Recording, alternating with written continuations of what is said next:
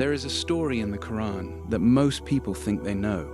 A man, a flood, a boat, animals 2 by 2. You have heard the children's version. You have seen the illustrations. You think you know how it ends. You do not.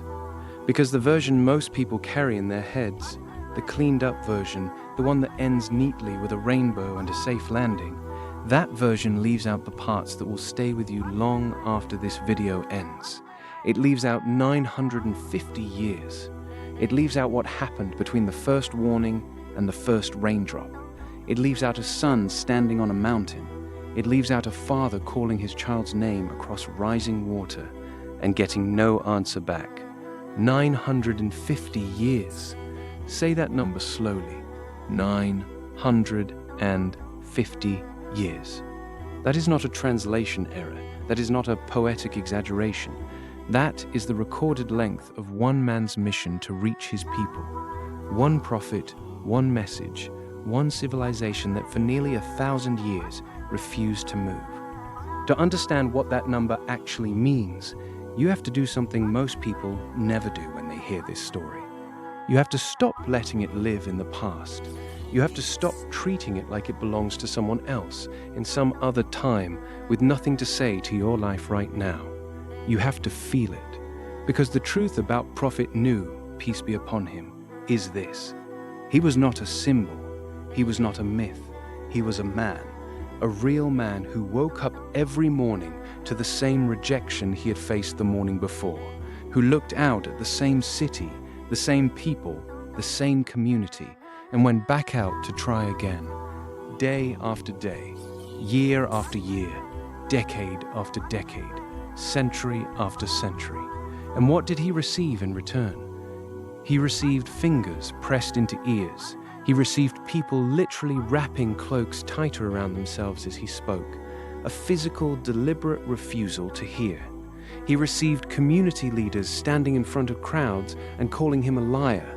He received entire generations, born, raised, and buried, who never once looked at him and said, "You are right." And yet, he never stopped. That fact alone should stop you.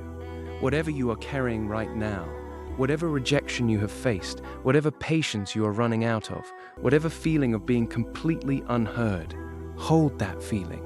Scale it up by 950 years. That is what Nuh held. And he never broke.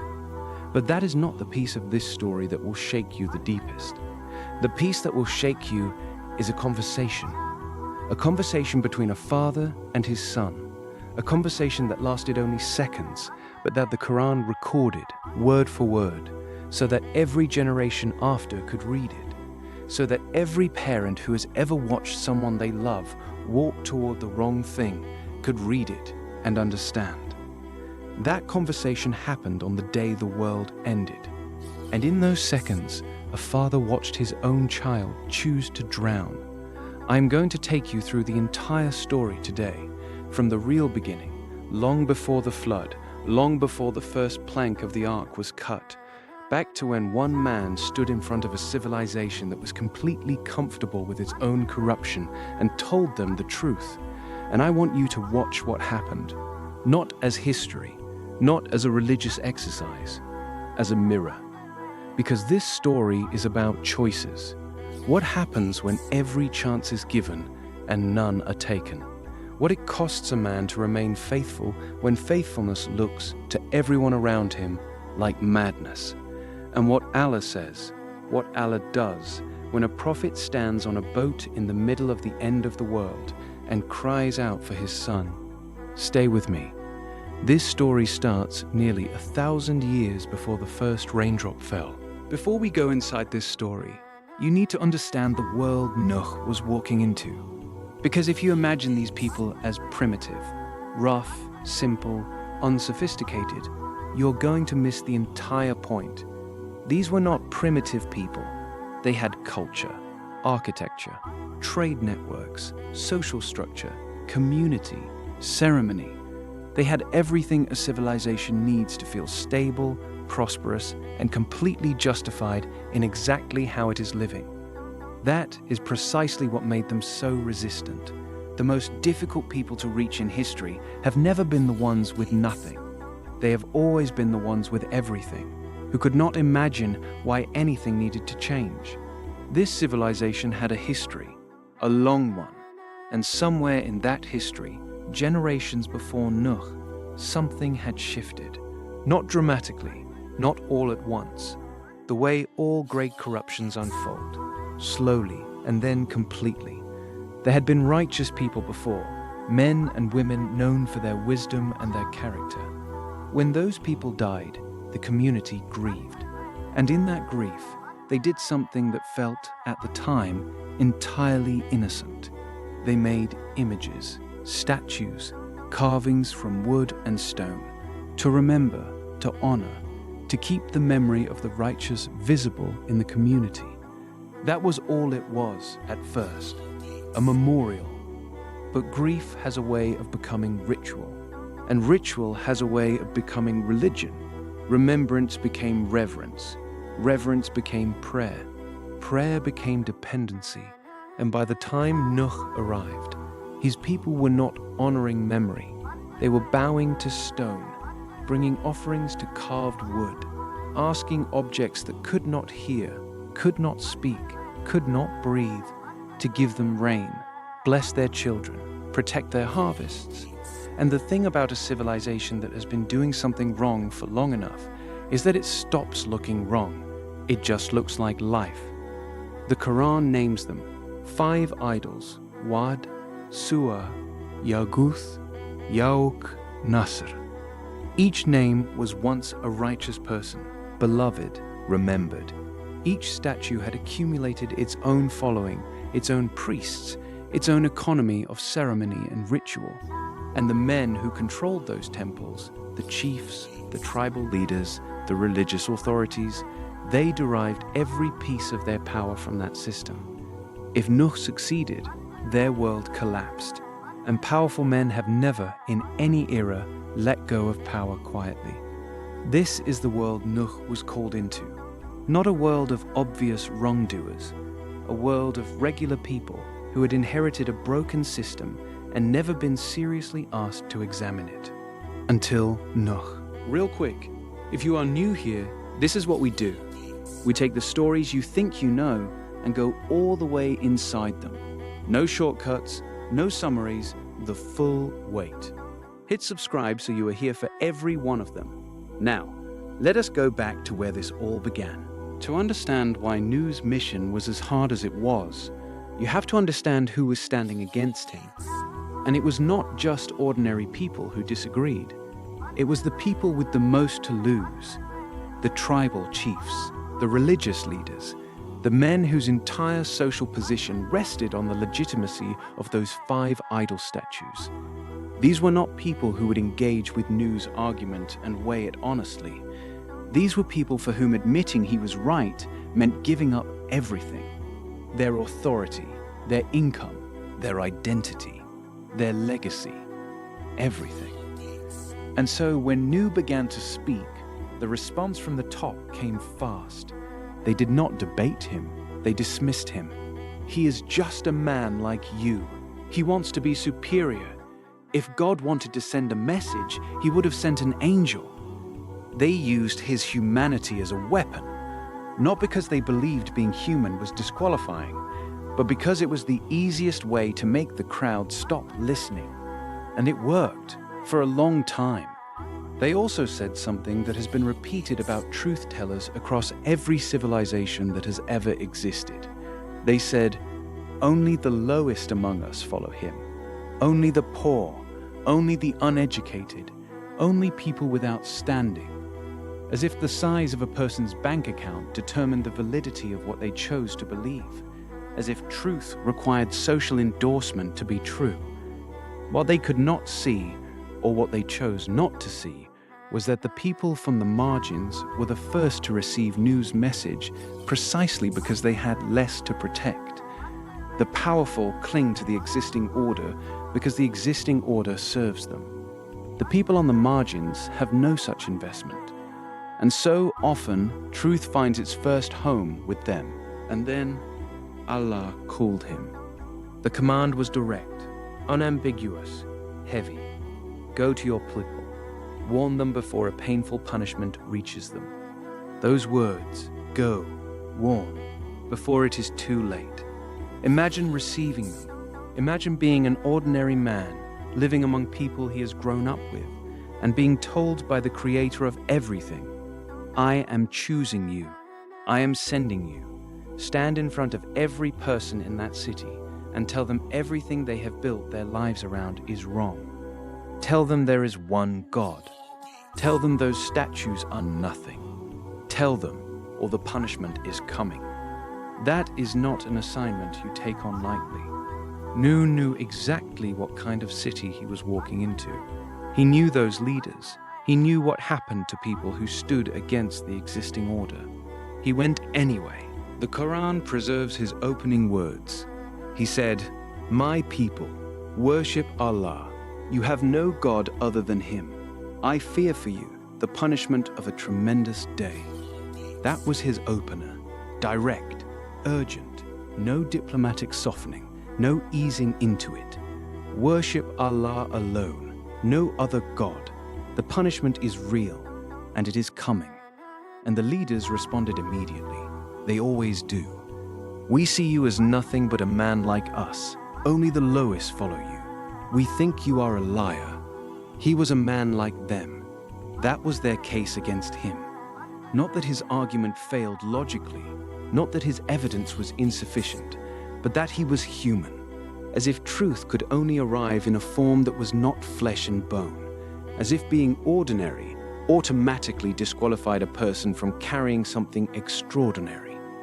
Nuh heard every word, and he came back the next day. The Quran does not just tell us that Nuh preached. It tells us, in Nuh's own words, preserved for all of time, exactly what he did. And the detail of his effort should silence every person who has ever felt like they tried and gave up. Nuh told Allah in his final dua before the flood, My Lord, I have called my people night and day, not scheduled hours, not a weekly sermon. Every waking moment was a potential moment of dawah. Every conversation was an opportunity. While most people struggle to maintain a single habit for 30 days, Nuh sustained his for 950 years. He continued, But my calling only increased them in fleeing. Read that slowly. His consistent, sincere, century-spanning effort made them run further away, not closer, further. The more he spoke, the harder they became. The more faithful he was, the more certain they grew that he was wrong. Because that is what arrogance does when it reaches a certain depth. Evidence becomes threat, and the person presenting it becomes the enemy. And Nuh changed his approach. He said to Allah, I called them publicly. Then I spoke to them in private. Then I combined both, public announcement and personal conversation, simultaneously. 3 strategies, all of them sustained across centuries. An adaptive, relentless, one-man campaign, without a team, without resources, without any technology, driven by nothing except clarity of mission and certainty of truth. By any earthly measure, the return was catastrophic. By any heavenly measure, it was complete faithfulness. The Quran shows us not just that they rejected him, but how. And the how is the part that should stop you. They put their fingers in their ears. This is a physical action, a deliberate, conscious decision to physically block the sound of the truth so it could not enter. They wrapped their cloaks around themselves, another physical gesture, turning away with their entire bodies, not just their faces. They were not simply uninterested. They were actively working to ensure that nothing Nuh said could reach them. There is a difference between a person who hears you and disagrees, and a person who covers their ears so they never have to hear at all. Nuh was dealing with the second kind for 950 years, and the leaders who called formal meetings specifically to address Nuh said things that tell you everything about the nature of that opposition. They said, he wants to be superior to you, not his argument is flawed, not His evidence is weak. They attacked his motive. This is the oldest tactic in the history of powerful people defending wrong systems from right challenges. Do not engage with the message. Attack the messenger. Find a reason to make the audience distrust the person instead of considering what the person is saying. It works. It worked then. It works now. It has always worked on people who are more committed to staying comfortable than to finding out what is true. And still, Nuh went back every morning. America is 250 years old. From the Declaration of Independence to today, that is the span of American history. Nuh preached for nearly 4 of those. 4 complete American histories, from start to finish, while Nuh stood in front of the same civilization and delivered the same warning. In that time, do you know how many of his people converted? The scholars, drawing from the Quran and the authenticated narrations, tell us, not many. The ark, when it came time to board, carried a small number. Nuh's believing family members, a handful of people from across those 950 years, small enough to fit on one boat. And I want you to sit with what that number does to a person. We live in a world that measures everything by scale, by followers, by reach, by engagement metrics. We look at numbers and we conclude from them whether something is worth continuing. Nuh had no such metrics. He measured his success by one question alone. Am I still doing what Allah asked me to do? Yes. Then the work continues. By any worldly measure, 950 years, a handful of converts, that is not a success story. By the measure of Allah, it is the definition of one. And then, after all of it, Nuh brought everything to Allah. In Surah Nuh, chapter 71 of the Quran, Allah preserved Nuh's words in full. He said, "My Lord, I have called my people night and day." He said, "Whenever I called them so that you might forgive them, they put their fingers in their ears and were arrogant with arrogance beyond measure." He said, "Then I called them publicly, then privately, then combined both."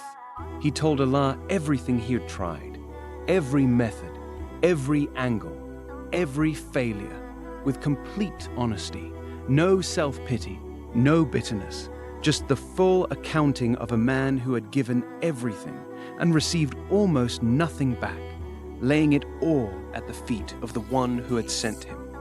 And then he said the words that ended an era. "My Lord, do not leave on the earth any dweller from the disbelievers. If you leave them, they will only mislead your servants and produce more disbelievers." This was not rage. This was not a man who had snapped after running out of patience. This was a prophet with 950 years of evidence, who understood with complete clarity that the window had permanently closed, that more time would produce only more harm. And so he asked Allah to close the chapter, and Allah heard him. And then, after all of it, Nuh brought everything to Allah. In Surah Nuh, chapter 71 of the Quran, Allah preserved Nuh's words in full. He said, "My Lord, I have called my people night and day." He said, "Whenever I called them so that you might forgive them, they put their fingers in their ears and were arrogant with arrogance beyond measure." He said, "Then I called them publicly, then privately, then combined both." He told Allah everything he had tried, every method, every angle, every failure, with complete honesty, no self-pity, no bitterness, just the full accounting of a man who had given everything and received almost nothing back, laying it all at the feet of the one who had sent him. And then he said the words that ended an era. "My Lord, do not leave on the earth any dweller from the disbelievers. If you leave them, they will only mislead your servants and produce more disbelievers." This was not rage. This was not a man who had snapped after running out of patience. This was a prophet with 950 years of evidence, who understood with complete clarity that the window had permanently closed, that more time would produce only more harm. And so he asked Allah to close the chapter, and Allah heard him. Picture this scene, not as animation, as something you are actually watching. A man building a boat in the desert. Not a small craft, a vessel of enormous proportions, described in narrations as 3 decks high, sealed with pitch and tar, large enough to hold 2 of every creature on earth, plus all the believers. On land with no body of water anywhere within sight, and every person from the community who passed by stopped to watch. And they laughed, not nervous laughter, not confused laughter, the laugh of absolute certainty that the person they are looking at has completely lost his mind. Some narrations describe them calling out to him directly. A boat in the desert, old man? After 950 years of this, is this your final act? Nuh kept hammering. He did not pause to respond. He did not explain himself to people who had already decided. He did not spend energy justifying his obedience to those who had chosen to walk a different road. He let them laugh. He kept building. And there is something in that image worth carrying with you. When Allah gives you a clear directive, when the path is clear and the mission is certain, the opinions of people who are not in your position, who cannot understand what you have been shown, who lack the context that makes your actions make sense, those opinions are noise. Sometimes painful noise. Sometimes the noise of people you love. But noise. Nuh understood this completely. And then something happened that could not be laughed off. The animals came, 2 by 2, from every direction of the earth. Creatures that had no reason to travel this direction, arriving as though responding to a command that no human had issued. This was the created universe responding to its creator, because Allah is not only the God of human beings, He is the God of everything that moves, breathes, and exists. And when He called, every creature heard and obeyed. The crowd watching went quiet, not convinced, quiet. There is a difference. Some things cross from laughable into something else, but a closed heart, truly closed, sees a miracle and invents an explanation. And the hearts of that civilization had been closing for 950 years. They were sealed. The ark was finished. The believers were aboard. The animals settled. And Nuh waited for the sign Allah had told him to watch for. The Quran says, when the tanur, the earthen oven, began to gush forth water, that was the moment. When the earth itself began to overflow, that was the signal. And then it came. From the ground, water. From the sky, clouds gathering from every horizon at once. Heavy clouds, the kind that feel like they have weight to them. Nuh turned to the believers and said, board it. In the name of Allah is its sailing and its anchorage. He said it calmly, the way a man speaks when he has been prepared for a moment for a very long time.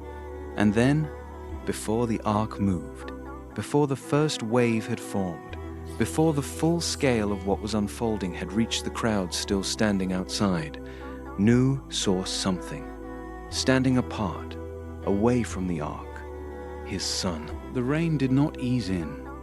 The Quran describes what happened as the opening of gates in the sky, water pouring in, cascading, unrelenting torrents. And simultaneously, from below, the earth split. Springs erupted from the ground where no spring had ever been. Water above, water below, closing in from every direction at once. The people who had been comfortable watching from a distance, certain they were witnessing a prophet's final embarrassment, understood in an instant what they were actually witnessing. And the understanding came one moment too late. They ran, to high ground, to trees, to buildings, to hills and whatever else might add a few feet between them and the rising water. and the water rose. It did not make exceptions. It did not negotiate. It rose. And Nuh saw his son. I want to stay on that sentence, because the weight of it only lands if you understand something first. Nuh's son had grown up with a prophet for a father. He had seen, from the closest possible distance, everything. Every morning Nuh went out. Every evening he returned. Every rejection, every long night of dua, every decade that passed without a major breakthrough. He had watched all of it, and he had made his choice. He was not on the ark. He was standing with the people who had spent 950 years refusing everything his father had given his life to. Nuh called to him, across the rising water, through the rain, above the chaos of everything ending. He called out to his son. The Quran gives us the exact words, "O my son, ride with us, and do not be with the disbelievers." 5 words, not a sermon, not a final theological argument. A father reaching for his child. Ride with us. The door is still open. The ramp is still down. The water is still at your feet, not your neck. There is still time. Come. And his son answered him. He said, I will take shelter on a mountain. It will protect me from the water. I will find my own way. I do not need the ark. I have my own solution, my own mountain, my own plan. And Nuh said, Today there is no protection from the decree of Allah, except for the one He shows mercy to. And a wave came between them, and he was among those who drowned. Hold that for 3 seconds. Do not let it pass. The Quran does not describe what happened next in detail. It does not ask you to dwell on the image. It simply says, a wave came between them, and he was among those who drowned. 11 words. The most devastating 11 words in the history of recorded language. And the restraint of that statement, the discipline of what is not described, hits harder than anything graphic ever could. Because the Quran does not need you to picture it. It needs you to feel the fact. A father called to his son. The son chose a mountain. A wave came, and he was gone. And Nuh, still on the ark, still surrounded by the sound of the flood, called out to Allah. He said, My Lord, my son is of my family, and your promise is true, and you are the most just of judges. He was not in rage. He was not accusing.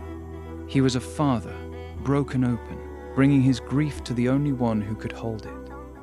The way a person brings their deepest wound to Allah, not because they doubt Him, but because there is nowhere else to take it. And Allah answered immediately.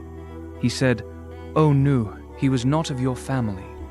He was one whose work was other than righteous. Do not ask me about something of which you have no knowledge. I advise you, lest you be among the ignorant. The definition of family in the sight of Allah is not blood, it is not DNA, it is not your last name or your family tree. In the sight of Allah, family is righteousness. It is the choices you make, the values you live, which side of the line you are standing on when the waves come. The son who chose the mountain was not Nuh's family by any measure that mattered. The strangers on that ark who had chosen faith across 950 years, they were. And Nuh, in the most profound act of emotional submission in recorded scripture, accepted it. He said, My Lord, I seek refuge in you from asking about that of which I have no knowledge. And if you do not forgive me and have mercy on me, I will be among the losers. He surrendered, not because the pain disappeared, but because he trusted Allah more than he trusted his own grief. That is what faith looks like when it reaches its deepest test. Not the absence of pain, surrender inside it. And I need to speak to someone watching this right now, someone who has a person in their life, a child, a sibling, a parent, a friend, standing on their own mountain, who has been told the truth and turned away, who has been called to the ark and refused, who is in the water and will not take the hand being offered. If the Prophet Nuh, the man who spent 950 years and still could not reach his own son, could not force anyone onto that ark, then neither can you. Your job is not to save anyone. Your job is to keep calling, to keep the door open, to keep the dua alive, and to trust the one who opens hearts, because it was never your job to open them. The flood was not local. It was not a river overflowing. It was not a regional storm. It was an act of divine proportion, the complete resetting of the surface of the earth. The Quran describes the gates of the sky opening, the ground erupting from below, water from every direction converging on a world that had been given every warning and taken none of them. Everything that had stood no longer. Every idol statue submerged, every temple gone, every marketplace, every hierarchy, every power structure that had spent 950 years opposing one man's truthful voice erased, as completely as if none of it had ever existed. And in the middle of that endless water, one small wooden ark, moving, safe, not because of its engineering or its size, but because Allah said it would be safe. And when Allah says something will be, it is. Inside the ark, there was no celebration. These were people who had just watched their world end. People who had family members outside. People they had known all their lives, now in the water. Survival in this moment was not a triumph. It was a mercy. And the believers on that ark felt the full weight of the difference. And Nuh, who had just buried a son in a wave, led them. He did not collapse. He did not give his grief space to consume him in that moment. He had placed his pain before Allah. And in that placement, in that act of complete surrender, he had found the stability to continue being what his people needed, a leader, a father to all of them, a living proof that what Allah preserves, he preserves completely. The Quran says the ark sailed under Allah's care. Every wave that reached it was measured. Every storm that surrounded it was bounded. Nothing on that ark was going to be lost, because Allah does not preserve halfway. And then Allah commanded. He said to the earth, swallow your water. He said to the sky, hold back. And it was done, immediately, without resistance, without delay. Because the earth and the sky, like everything in creation, obey. Only human beings were given the extraordinary and terrifying gift of choice, and the people of Nuh had used theirs. The Quran says the matter was concluded, and the ark came to rest on Al-Judi, a mountain, solid ground. After the loss, after the flood, after the longest journey in human history, solid ground. And Allah said, away with the wrongdoing people. A civilization, its arrogance, its idols, its centuries of refusal was gone. The earth was clean, and a new chapter of human history was waiting. The door of the ark opened, and Nuh stepped out onto an earth that had been completely washed. Not just the water, everything. Every idol, every temple, every monument to human arrogance built across centuries. Gone. The landscape before him was empty the way only completely new things are empty. Full of silence, full of possibility, full of the quiet that exists only after the loudest thing imaginable. And Allah spoke to him. He said, O Nuh, descend with peace from yous, and blessings upon you, and upon the nations from those with you. Peace from us. After 950 years of being called a liar, after a boat in a desert, after a son who chose a mountain, after the flood, peace from us. That is what faithful endurance earns. Not immediate reward while the test is still in progress, not vindication on your timeline, but at the end, the words of Allah Himself, peace be upon you. for the person who is in the middle of their own 950 years right now. Hold on to that. Nuh is called, in Islamic tradition, the second father of humanity. Adam, peace be upon him, was the father of all people. Nuh became the second father because after the flood, every human being on this earth traces their lineage back to those who stood on that ark. Think about what that means. Every civilization that rose after the flood, every person who has ever drawn breath since those waters receded, every invention, every discovery, every poem, every child born, every life ever lived, all of it descended from a small group of people who chose to board a boat in a desert because one man told them the truth. Nuh spent 950 years with almost nothing to show for it, by any earthly measure. And then Allah made his small group of faithful people the origin point of all of human history. Not the crowds, not the powerful, not the people with authority and status who had rejected him. The small group, the faithful few, the ones who had looked absurd for believing. They inherited the earth. Here is what I want you to carry from this story. Patience is not passive. Nuh did not sit and wait for 950 years. He worked, he adapted, he changed methods, he showed up every single day. He combined public and private. He tried everything he had. Whatever you are holding on to right now, keep working, keep showing up, keep the dua going. Patience is the vehicle, not the destination. The right path is not always the popular path. 950 years. A handful of believers, a whole civilization on the other side. If Nuh had measured the truth of his message by the number of people who agreed with him, he would have concluded he was wrong by year 10. Numbers do not determine truth. Noise does not determine truth. And in the world you and I are living in right now, where the noise is louder than it has ever been, remember the man who built a boat in a desert. He was right, and they were wrong, and the flood proved it. And finally, faith is not inherited. You cannot receive it from your parents. You cannot absorb it from your culture. You cannot access it through proximity to the right people. Nuh's son had a prophet for a father. He still chose the mountain. Nuh's believers had no such advantage. They still chose the ark. Faith is a choice you make. Every day, you choose your mountain or you choose the ark. Every single day, choose the ark. 950 years of dawah. A boat built in a desert while the world laughed. A son who chose a mountain over an ark. A flood that erased a civilization.